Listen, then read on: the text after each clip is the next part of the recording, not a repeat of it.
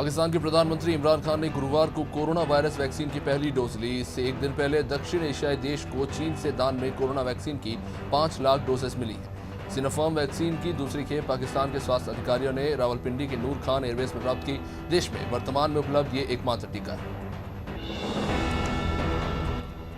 NASA का 1.35 लाख करोड़ रुपए की लागत वाला स्पेस लॉन्च सिस्टम यानी रॉकेट मेगा रॉकेट नवंबर में लॉन्च होने वाला है। इससे पहले इसकी कोर स्टेज की टेस्टिंग हो रही थी। अमेरिकी स्पेस एजेंसी 8 मिनट के लिए इसके चारों RS-25 इंजन को चालू कर रही है। नासा बगैर इंसान के चंद्रमा पर जाने की तैयारी कर रही है। इस मिशन का नाम आर्टेमिस रखा गया है। अमेरिकी संसद के निचले सदन हाउस ऑफ रिप्रेजेंटेटिव ने एक ऐसा बिल पारित किया है जिसके मुताबिक बचपन से अवैध रूप से अमेरिका में रह रहे प्रवासी लोगों के लिए नागरिकता हासिल करना अब आसान हो जाएगा। हाउस ऑफ रिप्रेजेंटेटिव्स ने गुरुवार को American dream and promise act को 228 बनाम 197 मतों से पारित कर दिया। Serum institute of India SII ने ब्रिटेन के लिए कोविड-19 टीके की और खुराक की आपूर्ति पर फिलहाल के लिए विराम लगा दिया है। संस्थान ने कहा है कि वह ब्रिटेन को बाद में ऑक्सफोर्ड एस्ट्राजेनेका कोविड टीके की और खुराक की आपूर्ति के प्रयास करेगी। कंपनी ने शुक्रवार को कहा कि वह मौजूदा स्थिति और भारत सरकार के टीकाकरण कार्यक्रम के आधार पर यह फैसला करेगी। अमेरिका की डेमोक्रेटिक पार्टी के 2 सांसदों ने कहा है कि भारत में चल रहे किसान आंदोलन को लेकर बाइडेन प्रशासन को मोदी सरकार से बात करनी चाहिए। फॉरेन रिलेशन कमेटी के अध्यक्ष बॉब मेंडेज और मेजोरिटी लीडर चार्ल्स शूमर ने विदेश मंत्री एंटनी ब्लिंकन को लिखा है कि हम 26 जनवरी को लाल किले पर हुई हिंसा की निंदा करते हैं। होली पर घर जाने की सोच रहे उत्तर प्रदेश और बिहार के लोगों की सुविधा के लिए भारतीय रेलवे ने हमेशा की तरह इस बार भी होली स्पेशल ट्रेन शुरू की है। ये ट्रेनें नई दिल्ली और आनंद विहार टर्मिनल से पटना, गया, बरौनी और जोगबनी के बीच चलेगी। इन स्पेशल ट्रेनों के सभी कोच आरक्षित श्रेणी के होंगे और इसमें यात्रा करने वाले यात्रियों को कोविड-19 के मानकों का पालन करना होगा। पश्चिम बंगाल विधानसभा चुनाव में राज्य की सत्ताधारी तृणमूल कांग्रेस के लिए केंद्र की सत्ताधारी पार्टी बीजेपी बड़ी चुनौती बनकर उभर रही है।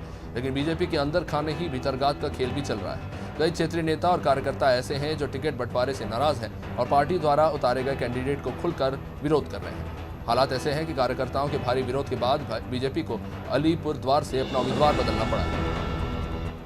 महाराष्ट्र में कोरोना के नए मामलों की संख्या में हो रहे इजाफे के बीच राज्य सरकार ने नया आदेश जारी किया है। इस आदेश में कहा गया है कि स्वास्थ्य और अन्य जरूरी सेवाओं को छोड़कर अन्य सभी प्राइवेट ऑफिस 50% कैपेसिटी के साथ काम करेंगे। आदेश में सरकारी और अर्ध सरकारी ऑफिसों को भी स्टाफ अटेंडेंस के मामले में निर्णय लेने की बात कही गई है। 2 दिन के दौरे पर असम आए राहुल गांधी ने डिब्रूगढ़ जिले में कॉलेज के छात्रों से बातचीत के दौरान कहा कि भाजपा ने समाज को बांटने के लिए नफरत का इस्तेमाल किया है। इससे फर्क नहीं पड़ता कि वे नफरत फैलाने के लिए कहां तक जाते हैं और कांग्रेस प्यार और सौहार्द बढ़ाएगी। राष्ट्रीय स्वयंसेवक संघ का अप्रत्यक्ष तौर पर जिक्र करते हुए कांग्रेस नेता ने कहा कि नागपुर में एक ताकत देश को नियंत्रित करने की कोशिश कर रही है। केंद्र सरकार ने दिल्ली सरकार की योजना राशन की डोर स्टेप डिलीवरी पर रोक लगा दी है। 25 मार्च से दिल्ली में राशन की डोर स्टेप डिलीवरी योजना शुरू होने वाली थी।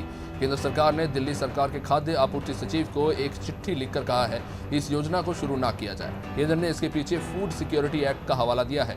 उस केंद्र के मुताबिक फूड सिक्योरिटी एक्ट के तहत केंद्र सरकार राशन देती है।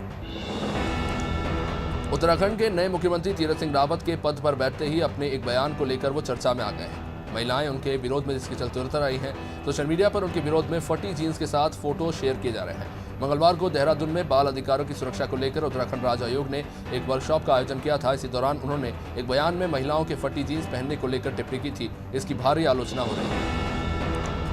CAA और कृषि कानूनों जैसे केंद्रीय कानूनों के खिलाफ राज्य की विधानसभा प्रस्ताव पारित कर सकती है। इसी मुद्दे से जुड़े राज्यों की विधायी क्षमता पर सवाल उठाने वाली याचिका पर शुक्रवार को सुप्रीम कोर्ट में सुनवाई हुई। सुप्रीम कोर्ट ने याचिकाकर्ता को इस मामले में और रिसर्च कर वापस आने के लिए कहा है। प्रधान न्यायाधीश S.A. बोबडे ने कहा कि हम नहीं चाहते कि मामले को सुलझाने की बजाय समस्या को और बढ़ा दिया जाए। केंद्र की सत्ताधारी भारतीय जनता पार्टी के एक नेता ने सुप्रीम कोर्ट में याचिका दायर कर यह मांग की है कि EVM मशीनों से राजनीतिक दलों के चुनाव चिन्ह हटाए जाएं और उनकी जगह प्रत्याशियों के नाम, उम्र, योग्यता और तस्वीर छापे जाए। सुप्रीम कोर्ट ने इस याचिका पर फिलहाल नोटिस जारी करने से इनकार किया है और याचिकाकर्ता को अटॉर्नी जनरल या सॉलिसिटर जनरल को याचिका की कॉपी देने के लिए कहा है। पश्चिम बंगाल की CM ममता बनर्जी ने अपने प्रचार अभियान को गति देते हुए PM नरेंद्र मोदी, केंद्रीय गृह मंत्री अमित शाह और राज्य का दौरा कर रहे बीजेपी नेताओं पर निशाना साधते हुए दुर्योधन और दुशासन का जिक्र किया। ममता ने अपने पूर्व सहयोगी और इस बार विधानसभा चुनाव में उनके खिलाफ लड़ रहे उम्मीदवार शुभेंदु अधिकारी को मीर जाफर करार दिया। उन्होंने कहा कि हम दंगे, लुटेरे, दुर्योधन दुशासन मीर जाफर को नहीं चाहते। महाराष्ट्र में कोरोना संक्रमण की स्थिति चिंताजनक बनी हुई है। यहां गुरुवार को 25,833 नए संक्रमित पाए गए हैं। देश में कोरोना महामारी आने से लेकर अब तक का ये सबसे बड़ा आंकड़ा है। एक दिन में इतने मरीज किसी भी राज्य में नहीं पाए गए हैं। देश में बीते 24 घंटे में कोरोना के 39,643 केसेस सामने आए हैं।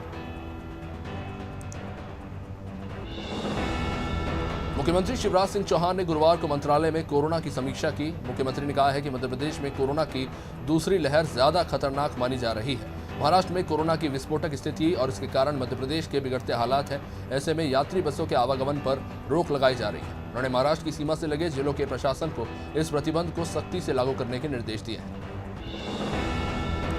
सीएम शिवराज ने आज बंगाल के दौरे पर जाने से पहले सीएम हाउस में नीम का पौधा लगाया। उन्होंने कहा कि नीम में अद्भुत औषधीय गुण होते हैं। नीम कड़वी जरूर होती है लेकिन अमृत का काम करती है।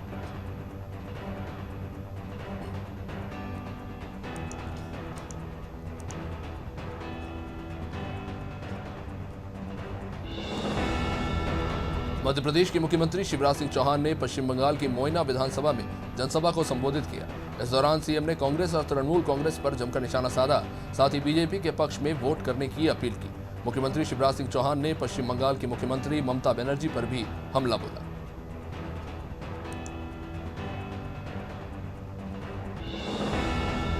खबर खरगोन के बीकन गांव से, जहां विद्युत विभाग ने बकायादारों पर कुर्की की कार्रवाई की। विद्युत विभाग ने ग्राम जामान्य, मोहनखेड़ी और मालखेड़ा में बकाया विद्युत उपभोक्ताओं के खिलाफ कुर्की की कार्रवाई की। कार्यपालन यंत्री अनूप जोशी ने बताया कि कार्रवाई के दौरान 4 बकायादारों से कुल 81,262 रुपए की सामग्री जब्त की गई। पश्चिम बंगाल के विधानसभा चुनाव को लेकर सियासत तेज होती नजर आ रही है। बीजेपी यहां परिवर्तन के वादे के साथ जनता से वोट मांग रही है। पीएम मोदी से लेकर छोटे बड़े सभी बीजेपी कार्यकर्ता ममता सरकार को काट फेंकने के लिए जी जान से लगे हुए हैं। बीजेपी के राष्ट्रीय मंत्री और बंगाल चुनाव के सह प्रभारी अरविंद मेनन भी उनमें से एक हैं, जो पिछले कई महीनों से बंगाल में बीजेपी के लिए जमीन तैयार कर रहे हैं। मध्य प्रदेश विधानसभा सदन का सत्र जल्दी समाप्त करने को लेकर पूर्व गृह मंत्री और कांग्रेस के कार्यकारी अध्यक्ष बाला बच्चन ने प्रदेश सरकार पर निशाना साधा। उन्होंने कहा कि 26 मार्च तक चलने वाली विधानसभा की कार्यवाही 10 दिन पहले समाप्त कर सरकार विपक्ष के सवालों से भाग खड़ी हुई। उन्होंने कहा कि विधानसभा सत्र में 23 मीटिंग नहीं करवाई गई। इसमें उनके विभिन्न मुद्दों पर करीब 96 सवाल लगे थे। कोरोना के बढ़ते संक्रमण को देखते हुए मध्य प्रदेश सरकार ने सभी धार्मिक आयोजन, रैली, जुलूस, मेले और प्रदर्शनियों पर रोक लगा दी है। सरकार के आदेशों को नजरअंदाज करते हुए जबलपुर में ओजस्विनी मेले का आयोजन किया जा रहा है, जहां रोजाना करीब 4,000 लोग इकट्ठा हो रहे हैं।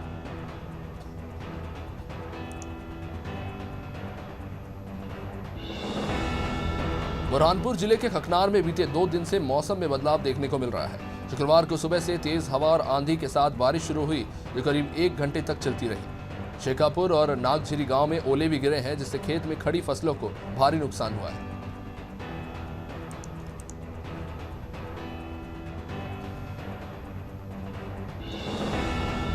रतलाम के कसारा बाजार क्षेत्र के दंपत्ति को गुजरात के भुज में 12,10,000 रुपए के नकली नोट के साथ गिरफ्तार किया गया। गुजरात में हुई इस कार्रवाई के बाद पुलिस प्रशासन हरकत में आई है और दंपत्ति के घर पर पहुंचकर छानबीन की गई, जहां से पुलिस ने नकली नोट के साथ नोट छापने के प्रिंटर सहित अन्य सामग्रियां बरामद की है।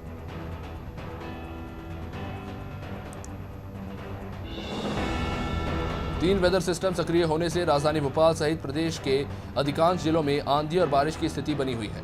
इस दौरान कहीं कहीं ओले भी गिर रहे हैं। मौसम विभाग के मुताबिक मौसम का इस तरह का मिजाज 21 से लेकर 22 मार्च तक बने रह सकता है। 21 मार्च को एक नई पश्चिमी विक्षोभ के भी उत्तर भारत में प्रवेश करने की संभावना है। इसका प्रभाव 23 मार्च से देखने को मिलेगा। नरसिंहपुर जिले में कोरोना लगातार अपने पैर पसार रहा है। पिछले हफ्ते से जिले में कोरोना मरीजों की संख्या बढ़ने के कारण जिला प्रशासन अलर्ट मोड पे है। इसी को देखते हुए नरसिंहपुर कलेक्टर ने जिले में धारा 144 लागू कर दी है और इसके तहत अब जिले में किसी भी प्रकार के कार्यक्रमों के लिए संबंधित राजस्व अधिकारी से अनुमति लेना अनिवार्य होगा।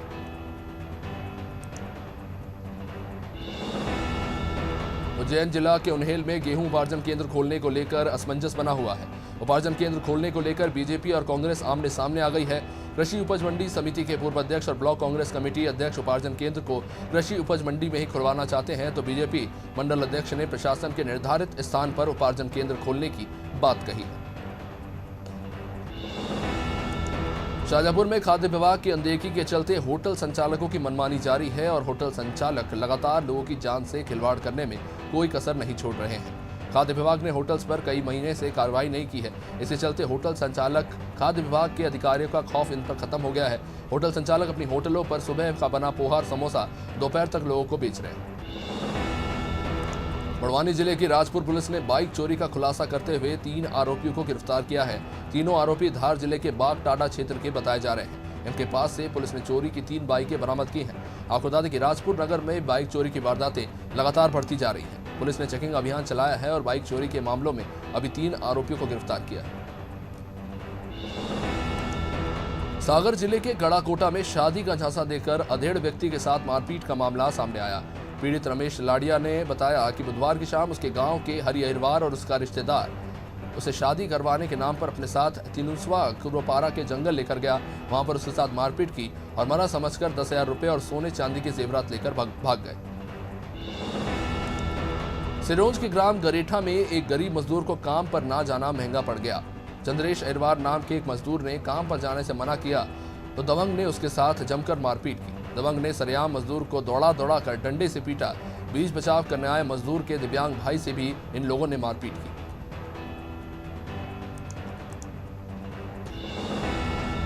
पश्चिम बंगाल की मोइना विधानसभा सीट से बीजेपी के पूर्व क्रिकेटर अशोक डिंडा को मैदान में उतारा है। अनादि टीवी से खास चर्चा में अशोक डिंडा ने मोइना विधानसभा सीट की परेशानियों को बताया, साथ ही मुख्यमंत्री ममता बनर्जी पर जमकर निशाना साधा।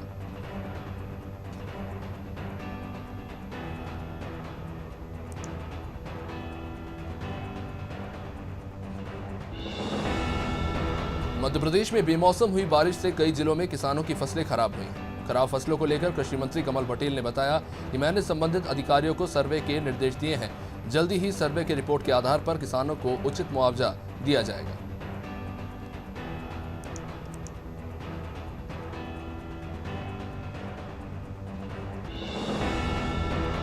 मंडला जिले के ग्राम पंचायत भीमडोंगरी में सरपंच सचिव और रोजगार सहायक ने फर्जी बिल और फर्जी हाजिरी भरकर राशि आहरण कर ली।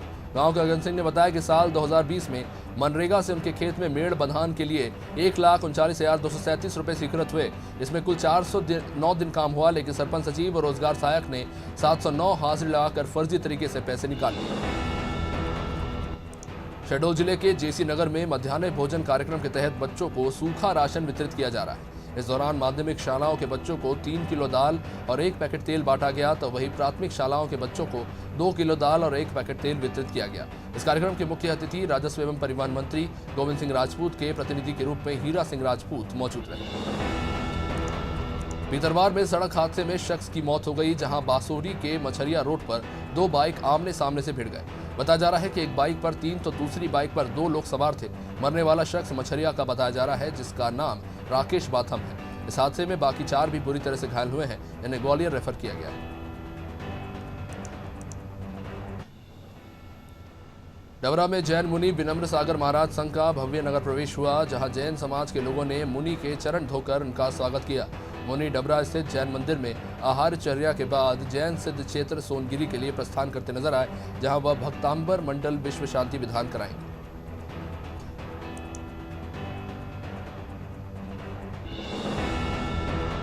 रायगढ़ के लेलुंगा में कलेक्टर भीम सिंह ने विभिन्न निर्माण कार्यों का निरीक्षण किया। इस बीच हाई स्कूल भूमि पर कुट रचना कर अवैध कब्जे को लेकर भी स्थानीय लोगों ने शिकायत की। साथ ही कलेक्टर ने खमहार पाकुट जलाशय का भी इस बीच निरीक्षण किया, जहां विधायक चक्रधर सिंह भी उनके साथ रहे।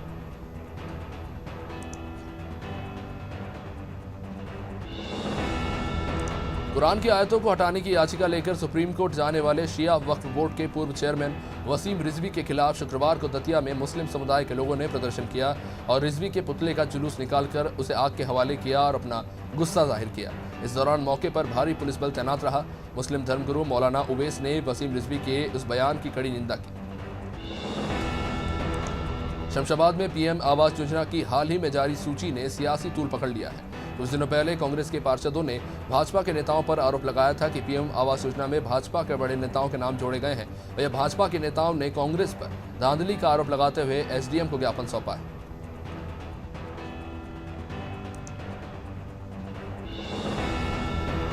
बड़वानी में मुंबई आगरा नेशनल हाईवे स्थित बिजासेन घाट पर एक ट्रक डिवाइडर तोड़कर पहाड़ी में जा टकराया।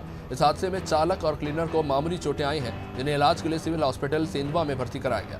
बताया जा रहा है कि अचानक ब्रेक फेल होने से गेहूं से भरा ट्रक अनियंत्रित होकर पहाड़ी में जा घुसा। यह ट्रक इंदौर से पुणे की ओर जा रहा था। मुख्यमंत्री शिवराज सिंह चौहान ने पश्चिम बंगाल के मोइना विधानसभा क्षेत्र में चुनावी सभा को संबोधित करते हुए टीएमसी और ममता बनर्जी पर जमकर हमला बोला। सीएम ने कहा कि ममता दीदी अक्षम और अयोग्य है, उन्होंने बंगाल को बर्बाद कर दिया है, उन्हें सरकार में रहने का कोई हक नहीं।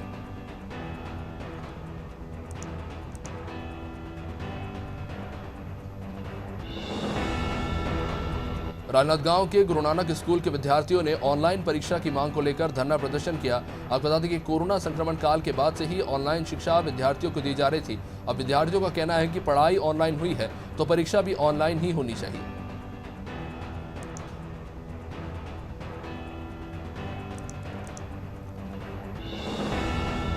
बड़वानी के सेंधवा में मास्क लगाने की नसीहत देना नगरपालिका के कर्मचारी को ही भारी पड़ गया।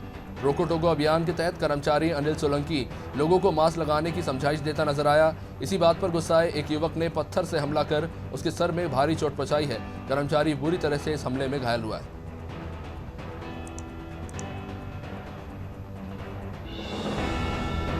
छत्तीसगढ़ के पूर्व मुख्यमंत्री डॉक्टर रमन सिंह बलौदाबाजार जिले के कसडोल पहुंचे थे, जहां बीजेपी कार्यकर्ताओं ने उनका जोरदार स्वागत किया। रमन सिंह ने कार्यकर्ताओं से मुलाकात के बाद प्रेस कॉन्फ्रेंस की, जिसमें उन्होंने प्रदेश की भूपेश सरकार पर कई गंभीर आरोप लगाए। रमन सिंह ने कहा कि 25 महीने में सरकार ने 35,000 करोड़ रुपए से अधिक का कर्ज लिया, लेकिन कांग्रेस की सरकार में कोई विकास नहीं हुआ। बड़वानी के कुंडिया कालीबेड़ी में लाखों रुपए की चोरी का मामला सामने आया है। डुप्लीकेट चाबी से ताला खोलकर चोर घर में जा घुसे और लाखों रुपए के जेवरात और नकदी लेकर रफूचक्कर हो गए। चोरी की वारदात करसन बास्केले के मकान में हुई है। घटना के वक्त घर वाले सोए हुए थे।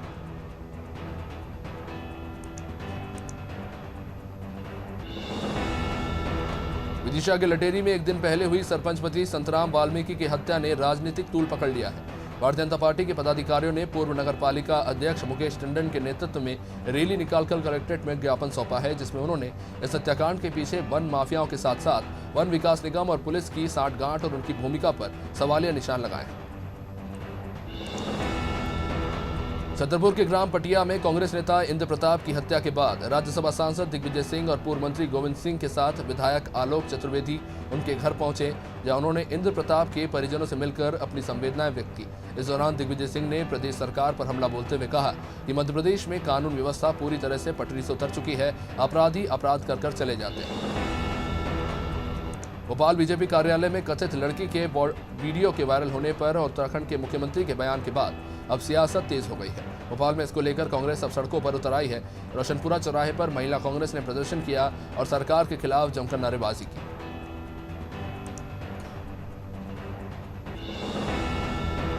मध्य प्रदेश में दूसरे दिन भी तेज बारिश के साथ ओले गिरे हैं। इंदौर उज्जैन में तेज आंधी के साथ बारिश हुई तो वहीं खरगोन समेत कई जिलों में फसलों को भारी नुकसान पहुंचा है।